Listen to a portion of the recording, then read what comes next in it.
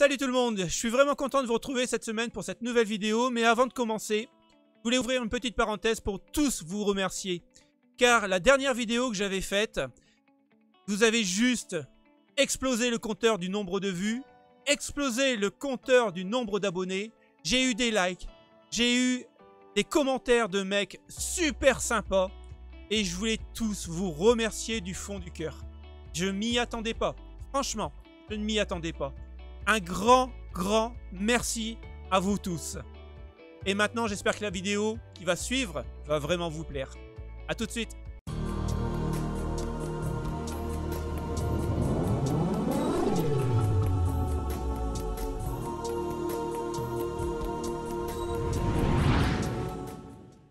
Donc, je suis parti sur un PC portable gamer de la marque Asus TUF.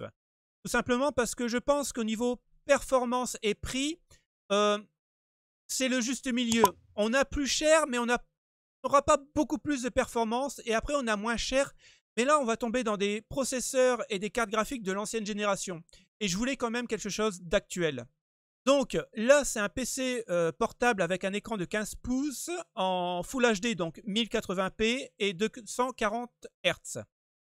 Personnellement, je vois pas trop l'intérêt du 240 Hz. Ou alors, il faut être joueur professionnel. Mais déjà, un 120 Hz, je pense que ça aurait été pas mal. Maintenant, on a le Windows 10 famille qui est déjà activé dessus. On a une RTX 3070 avec 8 Go. Donc, les nouveaux modèles, c'est très bien. La version, alors, elle consomme 85 watts. C'est normal, hein, ils ont baissé un peu les mégahertz parce qu'on est à 1390 MHz. Et la consommation baisse parce que c'est un PC portable, sinon ça chaufferait trop et ça n'irait pas. On a 16 Go de DDR4 en 3200 MHz, qui est vraiment pas mal. On a 1 Tera de stockage en SSD M.2 3.0. Pourquoi pas. La seule chose qui me choque un peu, c'est le processeur. C'est un Intel Core i7 11370H de 4 cœurs. Ouais, vous avez bien entendu. Un i7 à 4 cœurs, cadencé à 4,8. Bon. Voilà. C'est un peu i7, pourquoi même mettre un i9 directement avec 6 cœurs. Hein. Bon. J'aime pas trop ce terme-là. Pour moi, c'est un i3. Donc, on va essayer pour le même prix et les mêmes caractéristiques du PC portable de faire un PC fixe et on va voir à la fin combien il va nous coûter et est-ce que ça vaut le coup d'avoir un PC portable. Donc, moi je suis parti sur une carte mère. Je suis parti sur la MSI. Tout simplement parce que l'étage VRM est vraiment pas mal. Donc on va pouvoir overclocker. On a une belle petite carte son qui est ici. Franchement, il y en a largement assez. On a un socle M.2 ici, un deuxième ici. On est en LGA 1200 puisqu'on va partir sur les nouveaux processeurs Intel. Bien sûr, on peut mettre 128 Go de RAM. Bon, là, je vois pas trop l'intérêt, mais bon, on peut le faire.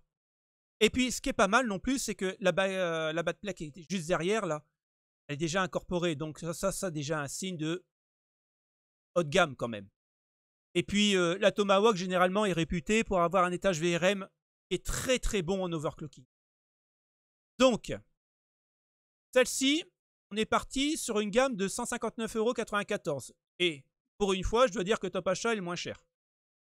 Donc, j'ai pas été voir sur les autres sites s'il y avait des prix encore moins chers. Ok? Là, j'étais juste sur mon comparateur pour voir un peu le niveau de prix qu'on pouvait avoir. Donc, allez, on part sur 160 €. Moi, personnellement, quand je choisis une carte mère, je ne mets pas plus de 150, 160 €. Tout simplement parce que au-dessus, vous allez avoir des options où vous n'aurez pas vraiment l'utilité. Et je pense qu'une gamme déjà de 150 € pour une carte mère, on a largement assez. Après, en processeur, ben voilà, hein, un Core i5. Alors là, voilà, j'ai pris le 10600 KF, tout simplement parce que c'est un 6 cœurs. Il est overclockable, donc avec la Tomahawk, ça va être génial. Il fait 217 € hein, quasiment sur Amazon. Ça va, Top Achat le suit quand même de près. Bon, bravo à eux. Et puis, il est cadencé à 4,1. Mais normalement, quand il sort d'usine, il est cadencé à 4,5. Apparemment, c'est ce que j'ai vu dans les benches. Et c'est un super processeur pour le jeu vidéo. Et pour moi, c'est le top. C'est ce que je prendrais rien que pour jouer, comme je vous l'avais dit dans la vidéo pour les processeurs. Donc, vous voyez, on a quand même un 6 cœurs. Et ouais, de l'autre côté, sur la Asus TUF, ici, on a un i7, mais 4 cœurs. Donc déjà, ça change. En refroidissement, eh ben, j'ai pris le Cooler Master Liquid tout simplement parce que il a des très très bonnes perfs. C'est un 240 mm. Et puis, c'est 61,90 €. Donc, très bon refroidissement. Alors bien sûr, on n'a pas de RGB. J'ai pas vraiment voulu prendre du RGB partout, tout simplement parce que j'ai voulu respecter ce qu'il y avait dans le PC portable. Donc, c'est un très bon refroidissement, conviendra très très bien au processeur, donc pourquoi pas. En mémoire, DDR4, 3200, Corsair, toujours pas de lumière dessus, hein, on s'en fout un peu du RGB. Mais c'est juste un gage de qualité. Bon, c'est une classe 16. On aurait pu avoir une classe 15, mais classe 16 déjà c'est très très bien. Et franchement, 2 x 8, il y en a largement assez pour les 3 ans à venir, je pense. Et on est à 88,99 €, donc très très bien. On a la même sur Cdiscount. Et directement chez Corsair, on c'est un petit peu plus. Après, j'ai pris un M.2 comme l'Asus TUF. À part que celui-là, c'est un NVMe. Donc, on va dire légèrement plus rapide, mais vous attendez pas à gagner 10 secondes. Hein. Si vous gagnez 1 à 2 secondes, c'est bien. Et il est en 3.0. C'est 1 Tera, comme le PC portable. Et le prix, on est à 93,49 €. Donc, c'est un bon prix. Et Crucial, c'est une très très bonne marque. Et franchement, mettre plus cher pour un SSD, non. Moins cher, oui. Mais plus cher, non, je vois pas l'intérêt. En carte graphique, eh ben, on a respecté la même que le PC portable. Donc, j'ai pris un RTX 3070 avec 8 Go. On est à 519. Donc, pourquoi une fondeur édition? Parce que bah, c'est la moins chère. Et puis, vous n'aurez pas plus de performance avec une autre marque. Donc, pourquoi pas? Elle fait le taf. Bon, je la trouve pas... j'arrive pas à m'y faire. Franchement, je la trouve pas très jolie. Mais voilà, on reste dans le thème du PC portable. 519 €. En alimentation, bah, vous me connaissez hein, maintenant. Mars Gaming, 850 watts, 80 plus bronze. Donc, on pourrait critiquer parce qu'elle n'est pas modulable. Ouais, c'est vrai. Ouais, on peut le critiquer. Après, je le dis souvent, hein, ça reste du basique. Elle n'est pas très belle. Enfin, moi, j'aime pas le ventilateur rouge, pas trop. Mais par contre, ça fait le taf, quoi. J'aurais pu prendre un 750 watts pour l'avoir un peu moins cher, mais je pense au future proof, c'est-à-dire que si plus tard vous voulez rajouter des accessoires ou augmenter le processeur, 150 watts c'est déjà pas mal et vous pouvez la tenir quand même pas mal d'années. Hein. 35,90 €, donc pourquoi acheter plus cher, franchement. En boîtier, j'ai pris le nouveau, le Zalman, le Zalman Z8, tout simplement parce qu'il y a un très très bon refroidissement. Ouais, c'est que de la mèche. Alors, toujours pareil, hein, y a pas de RGB, mais ça, vous pourrez le rajouter plus tard. Et je trouve vraiment beau. En plus, vous pouvez mettre les petits SSD là. Bon, bien sûr, on met l'alimentation là, donc la chaleur va remonter, mais il faudra quand même un bon refroidissement. Ici, le panel s'ouvre. Et puis, vous pouvez mettre tout ce qui est câble management. Donc, c'est vachement cool. Et puis, j'aime bien aussi, c'est cette petite porte en verre trempé qui est sur charnière. Donc ça, c'est vachement cool aussi. Donc c'est un boîtier ATX, hein, parce que moi j'aime bien les moyennes tours. Et ce qui est pas mal non plus, c'est qu'ici il y a des vis. Donc le jour où vous démontez et puis vous voulez le remettre, eh ben, c'est comme si c'était d'origine. Donc ça, c'est vachement bien, quoi. Et il fait 74,95 pour un bon PC. Donc, on aurait pu mettre plus haut, mais je vois pas l'intérêt. Là, déjà, le Zalman, c'est déjà une très bonne marque. C'est que de l'aluminium, verre trempé, de la mèche de vent, 4 ventilateurs livrés avec. Pas besoin de plus, hein. Franchement, ça fait le taf. En moniteur, alors, j'ai pris un 240 Hz comme le PC portable, sauf que celui-là, il fait 27 pouces en 1080p. Alors, j'irai pas au-dessus de 27 pouces pour du Full HD, parce que après, ça va faire des trop gros pixels, et c'est pas très joli à l'œil. Si vous voulez passer au 32 pouces, là, il faudra à peu près du 1440p, du 2K. C'est très très bien. Mais je vous le déconseille en 1080p. Mais là, déjà, un 27 pouces, 240 Hz. Bon, après, il y a 0,5 millisecondes. Franchement, même si c'est 4 secondes, si vous voyez la différence, dites-le moi tout de suite parce que moi, je ne le vois pas. Hein. Et en plus, c'est du FreeSync. Donc, et AOC, généralement, c'est une très très bonne marque. Et il fait 300 €. 299,94 chez Top Achat. Alors là, je le souligne, chez Top Achat. Donc, on a un écran plus grand pour pas trop cher. 300 €, donc c'est vraiment cool. Après, il nous fallait un clavier souris, pardon. Donc, bah, j'ai pris un clavier à membrane puisque le PC portable, c'est un clavier à membrane. Donc, celui-là, il y a des lumières. Ouais, bon. C'est un RGB, la souris RGB. La souris monte à 10 000 dpi. Moi, c'est pareil, je la règle entre 7 et 8 000 dpi, pas plus. Et 25 €.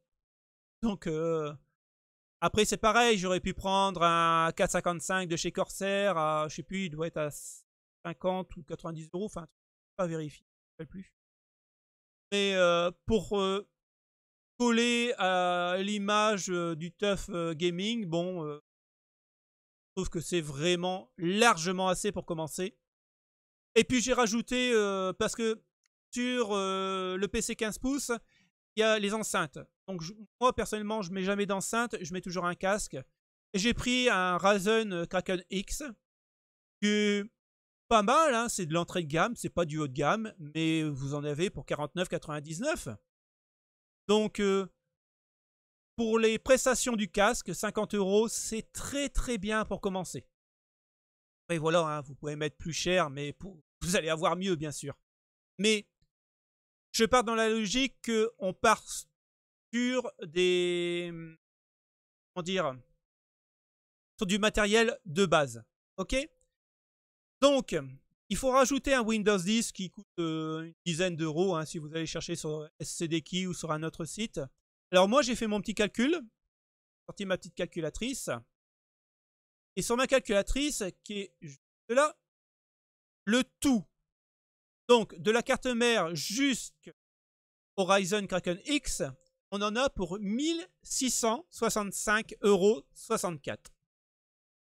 Alors aujourd'hui, est-ce que ça vaut vraiment le coup d'acheter un PC portable à 2219,99 € en sachant qu'il sera moins puissant qu'un PC portable? Alors je vous dirais que non. Économiquement, franchement, on a quand même pour 600 € moins cher un PC fixe. Le PC portable peut être bien pour un étudiant qui doit le prendre pour la fac et puis quand il rentre chez lui, qui a fini ses devoirs ou son boulot, bon, il puisse jouer convenablement sur son PC portable. Et je comprends parce que dans sa piole, il n'y a pas beaucoup de place. Donc, oui, là, c'est un cas de figure où je peux comprendre qu'on puisse mettre 2200 boules dans un PC portable. Pareil pour les VRP. Le mec est toujours dans le train ou dans l'avion, il sort son PC portable, travaille, ok, il n'y a pas de problème. Moi, je sais que quand j'avais ouvert ma petite société, j'avais acheté un portable, un Asus ROG. Il était à 1500 €. Je l'avais payé d'occasion 650 sur Amazon. Non, sans Cdiscount. Et bon, j'en avais besoin quand je me déplaçais, je faisais ma comptabilité et puis de temps en temps je jouais dessus quand j'attendais les clients. Mais j'étais vite limité. C'est-à-dire que 2 ans après l'achat, je mettais des jeux dessus et franchement, ça ramait, quoi. Et ça, c'est le gros défaut du PC portable. Alors, vous pouvez changer la carte Wi-Fi pour en mettre une conséquente. Vous pouvez changer, bien sûr, le SSD. Vous pouvez changer la RAM aussi, mettre plus de gigas et plus de mégahertz pour les RAM. Et après, c'est tout. À un certain moment, vous allez rester bloqué. Et 2200 € rien que pour jouer. Attention, hein, pour la configuration, que on achète ce PC rien que pour jouer. D'accord? On fait rien d'autre avec. Ça vaut pas le coup. Ça vaut pas le coup. Parce que si vous avez le budget de 2220 €, dans ce cas-là, rajoutez 600 € de plus pour avoir un plus gros processeur, un plus gros refroidissement et une plus grosse carte graphique. Et pourquoi pas passer sur un moniteur de 1440p, 120 Hz. Ça serait plus judicieux. Mais je peux comprendre qu'il y a des gens qui achètent le PC portable. Donc, je ne sais pas ce que vous en pensez. Dites-moi en commentaire si vous serez plutôt PC portable ou PC fixe. Ça m'intéresse de savoir un peu, faire un peu une moyenne. Moi, je sais qu'aujourd'hui, j'en aurais plus l'utilité, mais j'en avais acheté un. Donc, je dénigre pas les gens qui achètent des PC portables, même si c'est beaucoup plus cher parce que tout est miniaturisé et ça se comprend. Mais je pense que pour ce produit-là, moi, je l'aurais mis, franchement, allez, 1800 €, 1700 €, allez, 1700 €. 1700 €, à la rigueur, je peux comprendre qu'il soit un petit peu plus cher qu'un PC fixe. Mais à 2220 €, et quand vous regardez bien, il n'y a pas que... là, j'ai pris sur la Fnac. Regardez, vous avez la Fnac, c'est le même prix. Il est plus cher sur Boulanger et plus cher chez Darty. Bon. Là, je pense que c'est trop cher pour ce que c'est. Voilà.